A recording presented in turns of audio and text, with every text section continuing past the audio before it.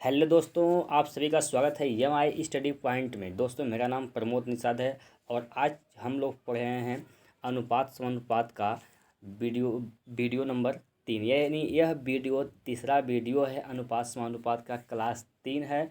दोस्तों, इसके पहले हमने 2 वीडियो अपलोड कर दिया है। जो लोग नहीं देखे हैं, डिस्क्रिप्शन में उसका लिंक दिया गया है, वहाँ से आप वीडियो देख सकते हैं। दोस्तों, हम आज इस वीडियो में बड़े से बड़े सवाल को 1 सेकंड में यानी चुटकी बजा कर ही उसको निकाल सकते हैं, उसका आंसर। तो ऐसा हम लोग कॉन्सेप्ट आज सीखने वाले हैं।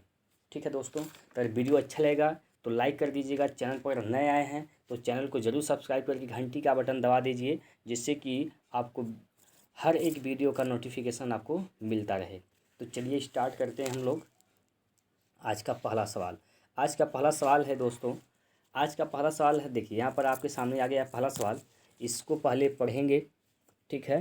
पहले इस सवाल को पढ़िए क्या कह रहा है, उसके बाद इसका आंसर हम कैसे निकालना है ये हम आपको बता रहे हैं। बिल्कुल एक छोटे से ट्रिक के माध्यम से, एक छोटा सा ट्रिक है जिससे कि आप बड़े से बड़े सवाल का आंसर तुरंत निकाल सकते हैं। चलिए देखते हैं सवाल क्या कह रहा है। 2 व्यक्तियों की वार्षिक आय का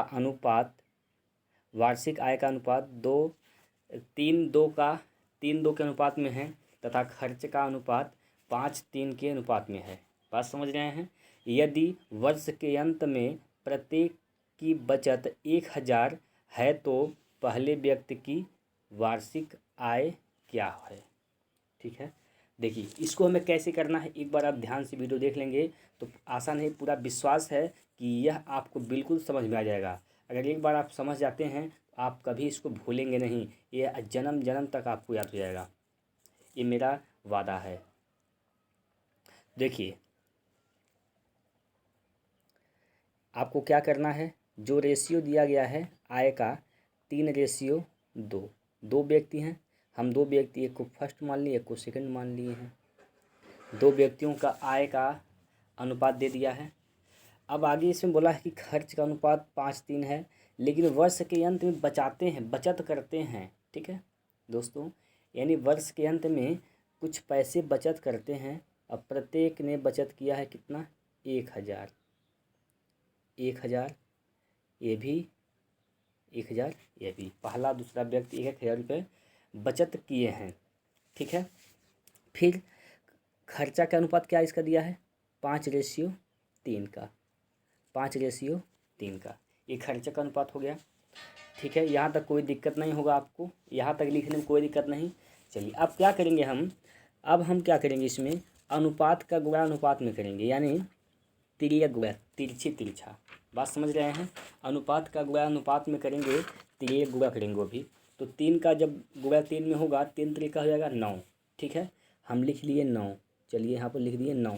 ठीक है, उसके बाद उसके बाद 5 और 2 का मल्टीप्लाई कर देंगे, यानी 5 2 का गुणा करेंगे तो क्या हो जाएगा, 10। बात समझ में आ रहा है, बात समझ में आ रहा है। यानी 10 और 9 इसका आ गया। अब बड़े में से छोटे वाले को घटा दीजिए।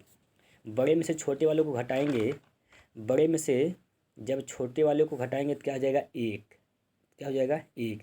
यानी 1 अनुपात बराबर।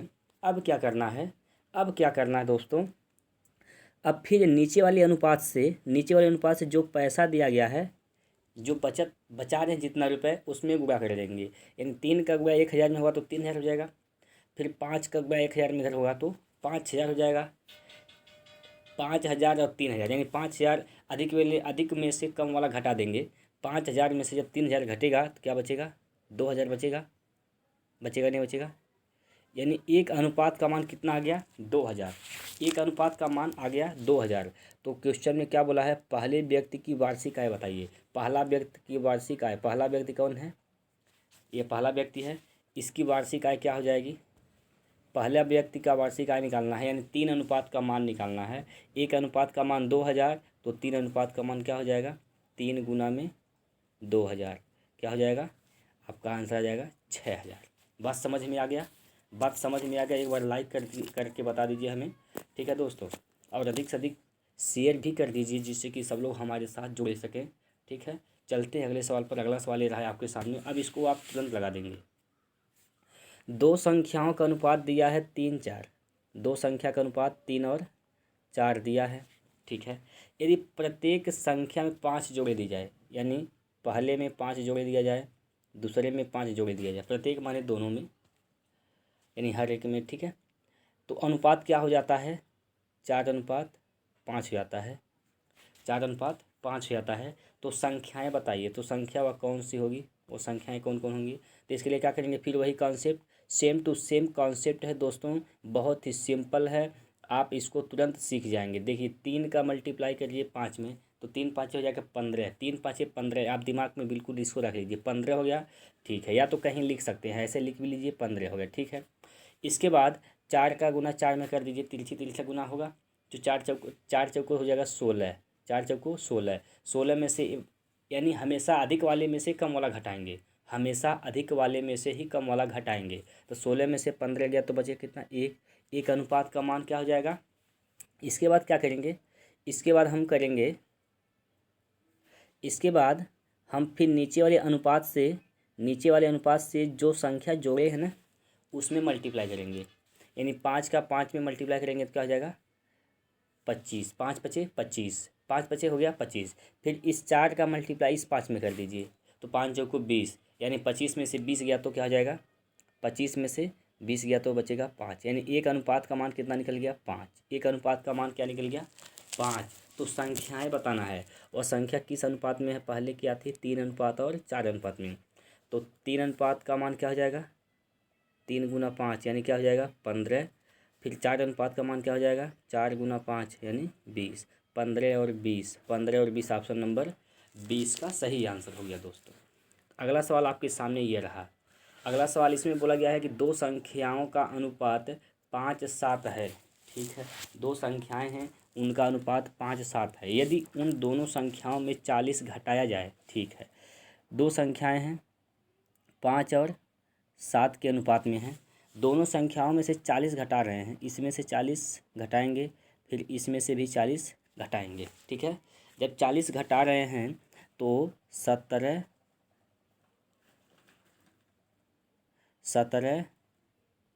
अनुपात 27 हो रहा है, 17 अनुपात 27 हो रहा है, ठीक है। तो पूछा है उनका अंतर ज्ञात कीजिए, यानी उन दोनों संख्याओं का अंतर क्या होगा, ठीक है, वही काम करना है, तिरछी तिरछा गुणा, यानी इसका इधर करना है, 27 का 5 में गुणा करिए, 27 का जब 5 में गुणा करेंगे तो कितना हो जाएगा, चलिए करके देख लेते हैं, करके देखते हैं कितना आता है। 7 पचे 35 के 5 हासिल 3, 5 दूना 10, 3 13, 135।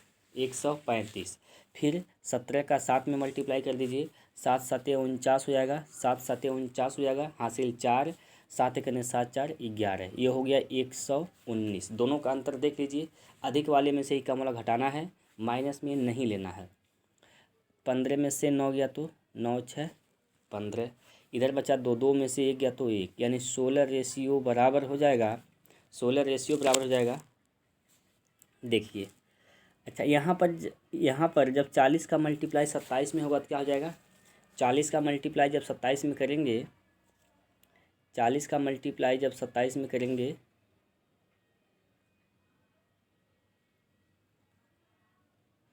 तो क्या हो जाएगा, 40 का 27 में तो जीरो तो आएगा ही, जीरो तो आएगा। उसके बाद 4 7 28 के 8 हासिल 2, उसके बाद 4 दूना 8 2 10, 1080, यह माइनस में आएगा 1080, यह किस में आएगा, माइनस में आएगा 1080, ठीक है, माइनस में 1080 आ जाएगा, ठीक है। अब चलते हैं आगे, अब क्या कर रहा है,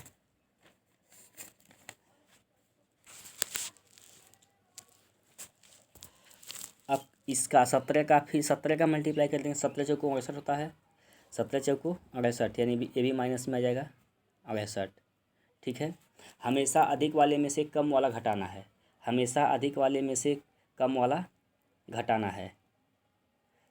17 चौको 68, 17 चौको 68, एक ही जीरो आएगा यहाँ पर, एक जीरो है यह, ठीक है, यहाँ तक कोई दिक्कत नहीं। तो इसमें अधिक कौन है, अधिक इसमें कौन है, अधिक 680 है, ठीक है। तो 680 में से घटाएंगे तो ये जीरो हो जाएगा, 8 में से 8 गया तो जीरो बचेगा, 10 में से 6 गया तो 4 बचेगा। ठीक है, हमेशा अधिक वाले में से का माइनस को छोड़िए, इसमें अधिक वाले में से का मान लो घटा लेना है। तो 16 अनुपात का वैल्यू क्या हो जाएगा? 400। ठीक है, 16 अनुपात का मान क्या हो जाएगा? 400। ये माइनस नहीं लेना है, प्लस में लेना है आपको। 16 से भाग करेंगे, 4 से काटेंगे इसको तो 4 एकन्ने 4, ये 100 हो जाएगा। 4 चौको 16। फिर 1 अनुपात का मान क्या? 4 से भाग करेंगे तो 25 हो जाएगा। 1 अनुपात का वैल्यू क्या हो जाएगा? 25। 1 अनुपात का वैल्यू हो जाएगा 25। दोनों का अंतर पूछा है, दोनों का अंतर क्या हो जाएगा? इन दोनों संख्याओं का अंतर क्या हो जाएगा? 7 और 5 का अंतर 2, तो 2 रेशियो का मान निकालना है। 1 अनुपात का मान 25 है, 2 रेशियो का मान क्या हो जाएगा? 50। 2 रेशियो का मान क्या हो जाएगा? 50। ऑप्शन नंबर इसका सी सही है।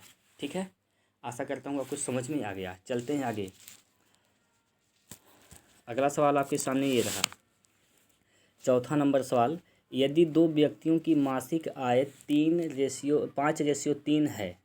ठीक, यहाँ लिख लेते हैं 5:3 है मासिक आय, 5:3 है। खर्चे का अनुपात क्या है? 9:5। खर्चे का अनुपात 9:5 है।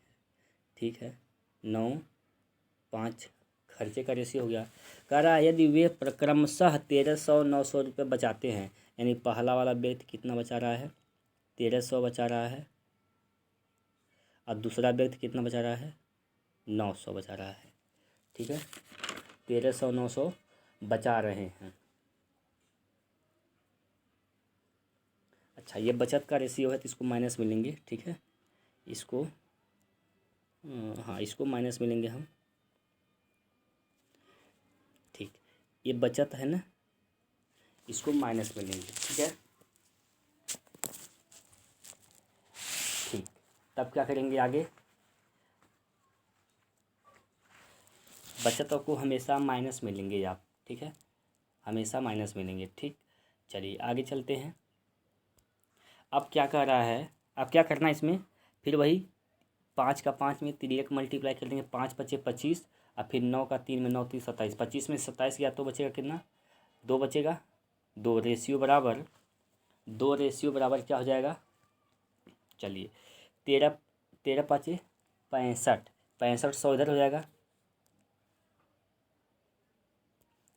5 का जब मल्टीप्लाई 1300 में होगा तो 6500 हो जाएगा, और 9 का मल्टीप्लाई जब 900 में होगा तो 9 9 81, 8100 और 6500। आप एक बार घटा कर चेक कर लीजिए। 8100 माइनस 6500 घटाएंगे तो क्या बचेगा? घटाएंगे तो कितना बचेगा? 1600 बचेगा। कितना बचेगा? 1600 बचेगा। ठीक है, यहाँ से चेक कर लीजिए।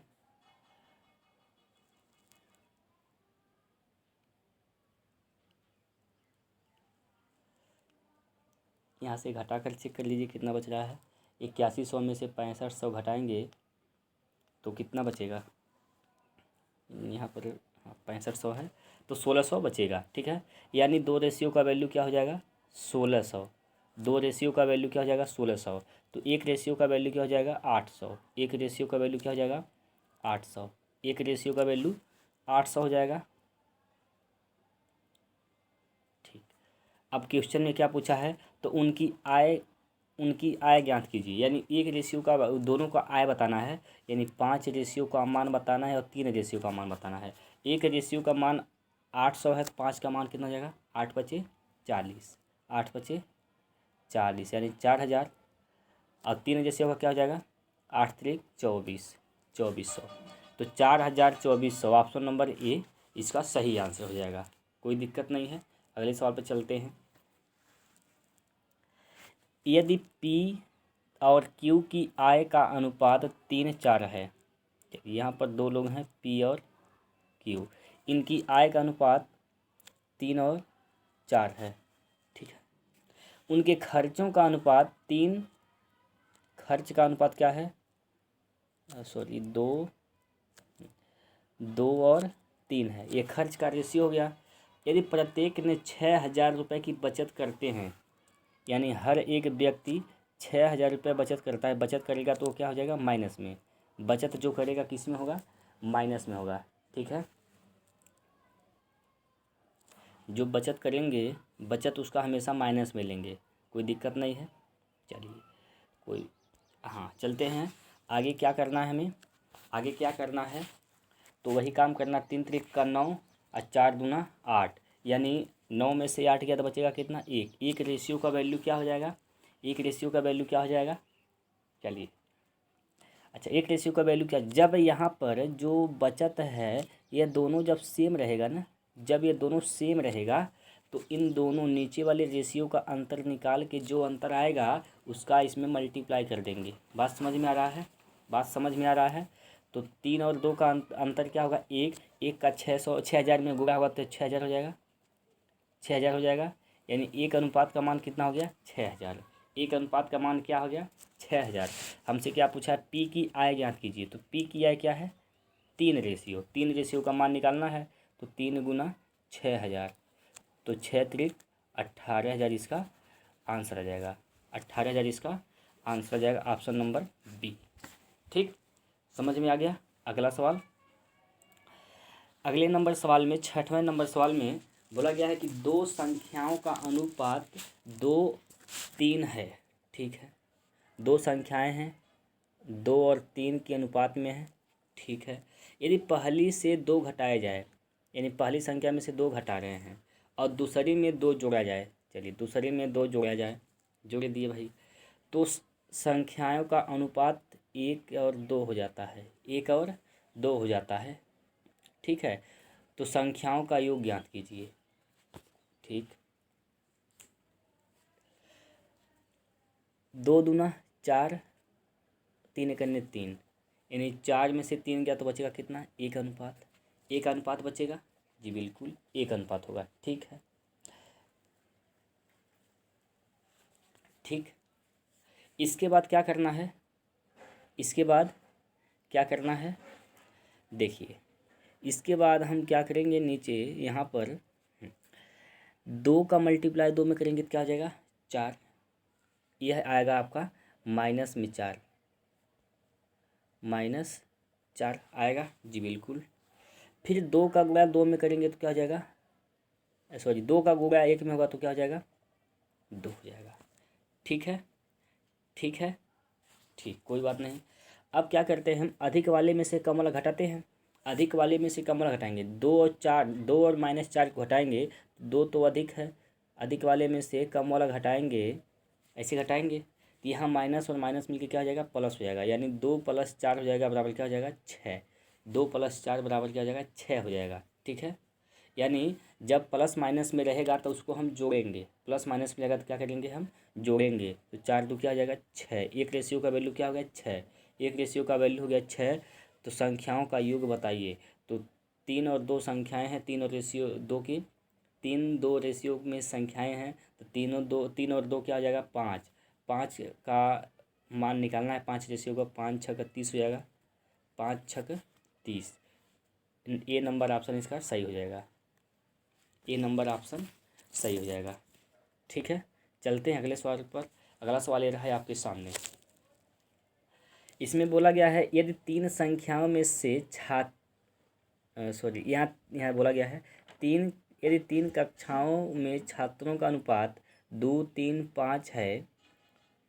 चलिए 3 कक्षा के छात्र हैं, ठीक है, और इनका रेशियो क्या है, 2 3 5 का रेशियो है। ठीक, ठीक है, ठीक है, और 20 छात्रों को हर एक कक्षा में बढ़ाया जाए। अच्छा, यानी इस प्रत्येक कक्षा में 20 छात्रों को बढ़ाया जाए। ठीक है, 20 छात्रों को प्रत्येक कक्षा में बढ़ाया जाए। पहले कक्षा में 20 छात्र बढ़ा दिए, दूसरे कक्षा में 20 छात्र बढ़ा दिए, फिर तीसरे कक्षा में 20 छात्र बढ़ा दिए। जब ऐसा किया गया है तो उनका अनुपात बदल कर क्या हो गया, 4 5 7, उनका अनुपात यह हो गया। बात समझ में आ गया, उनका अनुपात यह हो गया। ठीक है, तो कह रहा है कि तो शुरुआती में कुल कितने छात्र थे, शुरुआत में कुल कितने छात्र हैं। अब यहाँ पर 2 रेशियो नहीं है, यहाँ पर 3 रेशियो दिया गया है। अब आपको एक कन्फ्यूजिंग हो गया होगा कि 3 रेशियो वाला को कैसे हल करेंगे, किसको किसको एक साथ हल है। तो कोई कन्फ्यूजिंग नहीं है, कोई दिक्कत नहीं है। आप इन तीनों में से 2 को, किसी 2 को एक साथ ले लीजिए, चाहे पहले दूसरे को ले लीजिए, चाहे दूसरे तीसरे को ले लीजिए, चाहे पहले तीसरे को ले लीजिए। एक साथ 2 रेशियो को किसी को ले लीजिए। चलिए हम यहाँ पहले दूसरे को लेकर चलते हैं। हम यहाँ पर पहले और दूसरे को लेकर चल रहे हैं, इसको पहले और दूसरे रेशियो को, ठीक है। तो काम वही करना है, 5 का गुणा करना है 2 में, 3 गुणा इसका इधर, 5 दूना 10, 4 तियाँ 12, 10 में से 12 गया, यानी कितना बचेगा, दोनों का अंतर क्या हो जाएगा 2, दोनों का अंतर क्या हो जाएगा 2, दोनों का अंतर हो जाएगा 2। अब यहाँ पर 20 समान है, तो नीचे वाले रेशियो का अंतर निकाल लीजिए, 1 हो जाएगा, यानी 1 का जब गुणा 20 में होगा तो 20 हो जाएगा, यानी एक रेशियो का वैल्यू क्या हो जाएगा 10। एक रेशियो का वैल्यू हो जाएगा आपका 10, एक रेशियो का वैल्यू हो जाएगा 10। तो पूछा है शुरुआत में कुल कितने छात्र थे। तो शुरुआत में तो कितने छात्र थे, 2 रेशियो 3 रेशियो 5 रेशियो मिलकर कितने रेशियो हो गया 10 रेशियो। यानी 10 अनुपात का मान निकालना है, 10 अनुपात का मान निकालना है। तो एक अनुपात का मान 10 है, 10 अनुपात का मान निकालने के लिए हम 10 से गुना कर देंगे, तो क्या हो जाएगा, यह 100 हो जाएगा। यानी शुरुआत में कुल कितने छात्र थे, शुरुआत में कुल कितने छात्र थे, 100 छात्र थे। बात समझ में आ रहा है। शुरुआत में कुल छात्रों की संख्या क्या था 100, इसमें ऑप्शन मिस्टेक है। चलिए यहाँ पर आपका 60 नहीं था, यह यहाँ पर ऑप्शन नंबर 100 रहेगा, यह ऑप्शन इस आपका 100 है, ठीक है। तो ऑप्शन नंबर डी इसका सही आंसर हो जाएगा। बात समझ में आ रहा है। चलिए चलते हैं अगले सवाल पर। अगला सवाल ये है आपके सामने, इसमें बोला गया है किसी परीक्षा में पास होने वालों की संख्या का फेल होने वालों की संख्या से अनुपात 25:4 था। यानी पास होने वाले, पी मतलब पास, एफ का मतलब फेल, पास होने वालों की संख्या का रेशियो 25, फेल होने वाले रेशियो की संख्या 4 है। यहाँ तो कोई दिक्कत नहीं है, ठीक। आगे क्वेश्चन में क्या बोला गया है, आगे क्वेश्चन में बोला गया है कि यदि 5 और अधिक ने परीक्षा दी होती तथा फेल होने वालों की संख्या 2 कम होती तो अनुपात क्या हो जाता। थोड़ा इसको छोटा कर दे रहे हैं, क्वेश्चन को छोटा कर दिए, ठीक है। हाँ, कर तब अनुपात इसका हो जाता 22:3 रेशियो। बात तो समझ में आ रहा है। क्वेश्चन में क्या बोला है कि 5 और अधिक परीक्षा दिए होते, यानी 5 जब ज़्यादा परीक्षा देते तो 2 लोग कम फेल होते, फेल होने वालों की संख्या 2 कम हो जाती। फेल होने वालों की संख्या कितना कम हो जाता, 2 कम हो जाता। यानी 5 जो आए हैं अधिक परीक्षा दिए वो पास हुए हैं, और 2 लोग फेल हुए, फेल होने वालों की संख्या 2 कम हुआ है, इसका मतलब 2 लोग पास हो गए हैं। यानी पास होने वालों की संख्या क्या हो गया 7, पास होने वालों की संख्या क्या हो गया 7। तो इस क्वेश्चन में आपको क्या करना है, यह +7 है, ठीक है, ठीक है, यह +7 हो गया, ठीक। जब ऐसा सवाल आपके सामने आएगा तो इसमें क्या करना है, जो यहाँ पर लिखा रहेगा जितना अधिक आए हैं और जितना फेल हुए हैं, यानी 5 और 2 को जोड़ेंगे तो 7 हो जाएगा, यानी 7 लोग क्या हुए पास हुए हैं। बात समझ में आ गया, 7 विद्यार्थी पास हुए हैं, ठीक। दोनों को जोड़ देंगे, 5 और 2 जब जुटेगा तो वो हो जाएगा 7, और हो जाएगा पास होने वाले विद्यार्थियों की संख्या हो जाएगा वह। बात समझ में आ गया। अब हमारा सिंपल हो गया सवाल, इसको क्या करेंगे 3 मल्टीप्लाई कर देंगे, 25 का 3 में 25 तियाँ 75, 25 तियाँ 75, अब 22 चौक 88, 22 चौक 88, 22 चौक 88, यानी 88 में से जब 75 घटाएंगे तो कितना बचेगा 13 बचेगा। 13 रेशियो बराबर, फिर क्या होगा, फिर 3 का 7 में मल्टीप्लाई कर देंगे तो 7 त्रिक हो जाएगा 21, 7 त्रिक हो जाएगा 21। अब 22 दूना 44, दोनों 7 और 2 क्या है, प्लस माइनस में है, अलग अलग चिन्ह में है, दोनों जुट जाएंगे, दोनों जुट जाएगा तो 21 और 44 क्या हो जाएगा, 4 1 5 65 हो जाएगा, 65 हो जाएगा जी बिल्कुल। तो एक तेरह रेशियो का वैल्यू 65 है, तो एक रेशियो का वैल्यू क्या हो जाएगा, एक रेशियो का मान क्या हो जाएगा, 13 से भाग कर देंगे तो 5 बार में चला जाएगा, तो एक रेशियो का मान हो जाएगा 5, यानी एक अनुपात का मान कितना हो जाएगा, 5। क्वेश्चन में क्या बोला गया है, परीक्षा में बैठने वालों की संख्या क्या है, परीक्षा में कितने लोग बैठे थे, परीक्षा में कितने लोग टोटल बैठे बैठे थे। पास होने वालों की संख्या कितना रेशियो था, 25।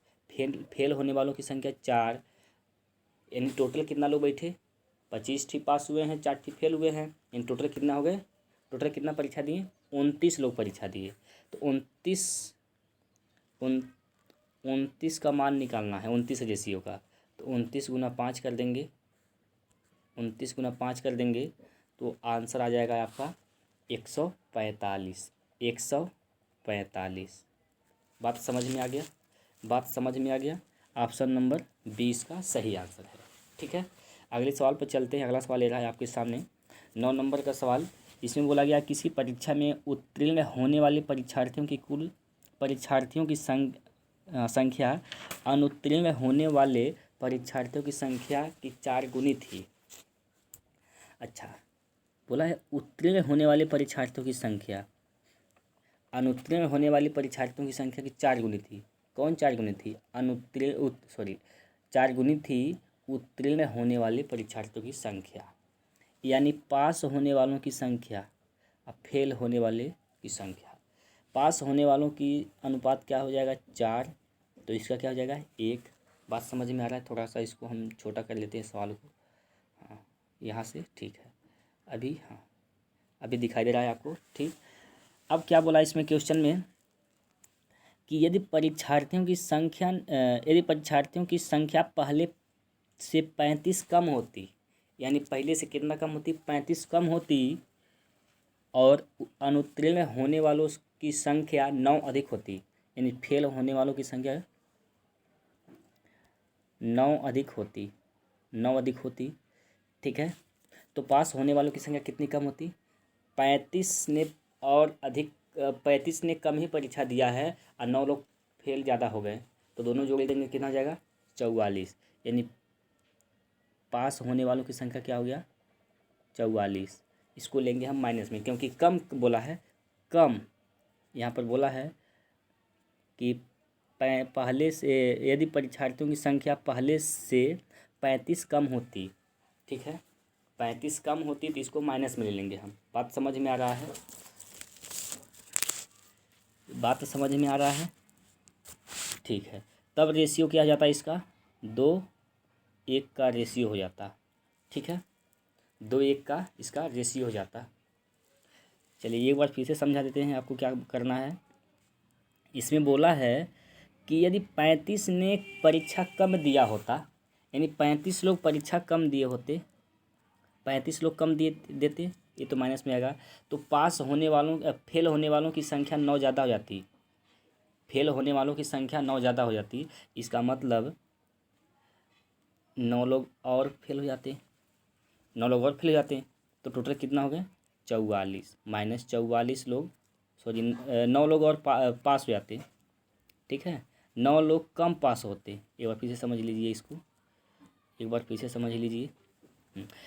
35 ने परीक्षा कम दिया होता पहले से ही, ठीक है भाई, परीक्षा कम दिया तो 35 लोग तो पास होंगे ही होंगे, क्योंकि 9 लोग ज़्यादा और अधिक फेल हो गए हैं, 9 लोग और अधिक फेल हो गए हैं, तो इसका मतलब पास हो 35 लोग तो कम में पास हुए हैं, लेकिन 9 लोग जब फेल हुए हैं और ज़्यादा, तो इसका मतलब पास होने वालों की संख्या 9 और कम हो गई, तो कितना हो गया टोटल 44, पास होने वालों की संख्या और कम हो गई। बात समझ में आ गया, कुछ नहीं करना है आपको, सीधे 9 और 35 को जोड़ देना है, ठीक, सिंपल सा तरीका है, 9 और 35 को जोड़ देंगे, जोड़ेंगे तो पास होने वालों की संख्या कम संख्या पता चल जाएगी, ठीक है। अब वही काम करना, 4 का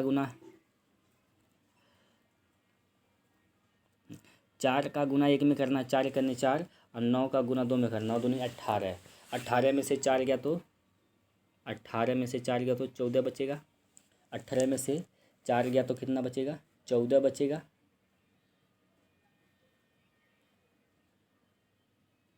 यहाँ पर कुछ गलती हो गया है। ठीक है, यहाँ गलती यह हो गया है, यहाँ पर हाँ, यह 2 का गुना 1 में होगा, रेशियो यह 1 है, ये तो संख्या है। तो 4 एकन्ने 4 और 2 एकन्ने 2, तो 4 में से 2 गया तो बचेगा 2। 2 रेशियो बराबर हो जाएगा 44 का गुना 1 में करेंगे, 44 का गुना 1 में 44 करने 44 माइनस 44 होगा, और 9 दूनी 18, दोनों प्लस माइनस से जुट जाएगा। 18 44 क्या हो जाएगा? 18 44, 8 से 12, 4 5 और 6 65 हो जाएगा, सॉरी 62 हो जाएगा, 62 हो जाएगा। ठीक है, कितना हो जाएगा? 62। बात समझ में आ रहा है? तो 2 रेशियो का मान हो गया 62, तो 1 रेशियो का मान क्या हो जाएगा? 31। 1 रेशियो का मान क्या हो जाएगा? 31। 1 रेशियो का मान 31 हो गया। आपसे क्वेश्चन में क्या पूछा है कि कुल परीक्षार्थियों की संख्या क्या है? तो कुल कितने परीक्षार्थी हैं? 4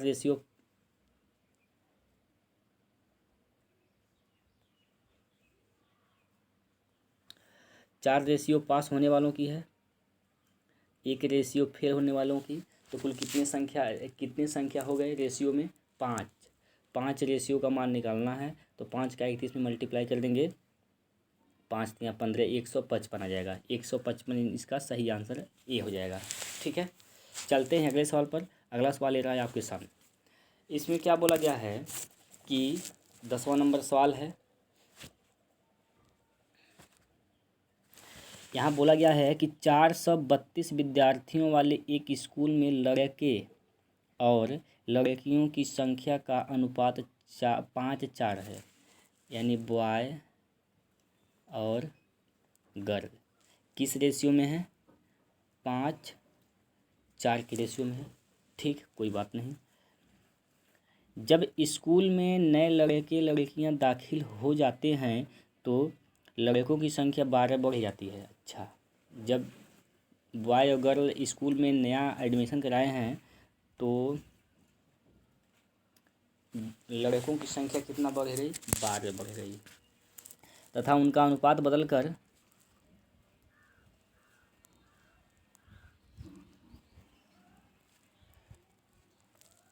तथा उनका अनुपात बदलकर 7:6 हो जाता है। 7:6 हो जाता है। तो कितनी नई लड़कियों ने दाखिला लिया है?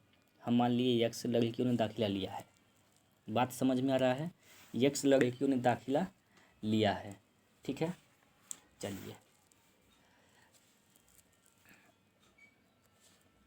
अब क्या करेंगे? हम वही काम करेंगे। 6 5 30 हो जाएगा, 6 5 30, 7 चौको 28, घटाएंगे तो हो जाएगा 2 2 बराबर 2 बराबर हो जाएगा। फिर 12 पचे 60, 12 पचे सॉरी 12 छक 72 हो जाएगा, 12 छक 72,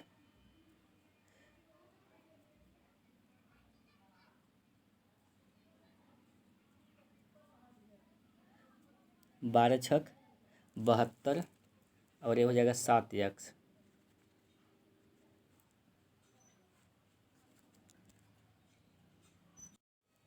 यहाँ से हो जाएगा 7x माइनस का 72, 7x माइनस 72। अच्छा, टोटल विद्यार्थी हैं कितने? बॉय और गर्ल मिलाकर 9 रेशियो में है। रेशियो में 9 हैं, संख्या में कितने हैं?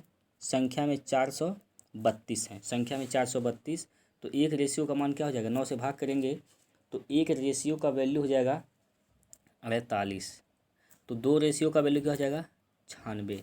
2 रेशियो का वैल्यू हो जाएगा 96। ठीक है, 2 रेशियो का वैल्यू हो जाएगा 96, यानी 2 की जगह हम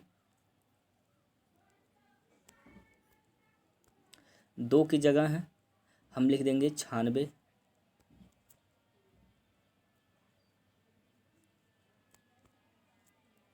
96 बराबर 7x माइनस का 72। 72 उधर लेकर जाएंगे तो प्लस हो जाएगा, तो यह हो जाएगा 168 168 बराबर 7 यक्स। यक्स से 7 से भाग करेंगे, 7 से भाग करेंगे 168 में तो कितनी बार जाएगा? 24 बार।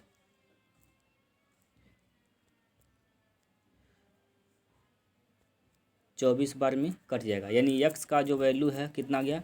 24। यक्स का वैल्यू क्या आ गया? 24। क्वेश्चन में क्या पूछा गया है? क्वेश्चन में पूछा गया है कि कितनी नई लड़कियों ने दाखिला लिया है। कितनी नई लड़कियों ने दाखिला लिया है? तो नई लड़कियों की दाखिला निकालना, हमें यक्स का वैल्यू निकालना था। ठीक है, हम मान लिए हैं यहाँ पर, हम मान लिए हैं कि यक्स लड़कियों ने दाखिला लिया है, यानी यक्स का मान निकालना था। यक्स का मान कितना गया? 24। तो 24 नई लड़कियों ने दाखिला लिया है, यानी आंसर इसका क्या आ जाएगा? 24। Option number D. ठीक है, ऑप्शन नंबर डी। तो ये था आज का 10 सवाल। दोस्तों अगर वीडियो अच्छा लगा हो तो जरूर लाइक कर दीजिए, दोस्तों के साथ शेयर भी कर दीजिए और हमारे साथ बने रहिए। तो ऐसे हम एक धमाकेदार ट्रिक आपके सामने पेश करेंगे। इसके बाद हम लोग इसमें पढ़ने वाले हैं सिक्कों से संबंधित क्वेश्चन कैसे हल करेंगे आसानी से आसान तरीके से। ठीक है, तो अगला वीडियो मत देखना मत भूलिएगा। तो अगला आज के लिए इतना ही। जय हिंद, जय भारत।